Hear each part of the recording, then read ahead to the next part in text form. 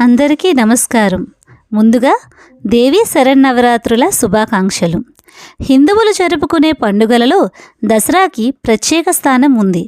ఆశ్వయుజ శుద్ధ పాడ్యమి నుండి ఆశ్వయుజ శుద్ధ నవమి వరకు 9 రోజులు దేవీ నవరాత్రులుగా పిలువబడుతూ 10వ రోజు విజయదశమితో కలిపి దసరా అంటారు. ఈ రోజున దేవీ దుర్గమ్మ మహిషాసుని సంహరించిందని పురాణాలు చెబుతాయి. ఆయుధ పూజ, బొమ్మల కొలువు, బతుకమ్మ వంటి ప్రత్యేక సంప్రదాయాలు ఈ పండుగల్లో ఉంటాయి.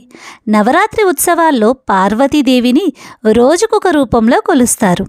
మొదటి రోజు శైలపుత్రిగా, రెండవ రోజు బ్రహ్మచారిణిగా, మూడవ రోజు చంద్రఘంటాదేవిగా, 4వ రోజు కూష్మాండాదేవిగా, 5వ రోజు స్కందమాతగా, 6వ రోజు కాత్యాయినిగా, 7వ రోజు కాలరాత్రిగా, 8వ రోజు మహాగౌరిగా మరియు 9వ రోజు సిద్ధిదాత్రిదేవిగా పూజిస్తారు.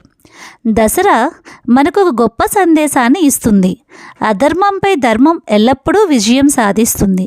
చెడుపై మంచి గెలుస్తుంది. మనమందరం నిజాయితీగా మంచి మార్గంలో నడవాలని ఈ పండుగ మనకి బోధిస్తుంది. ధన్యవాదములు.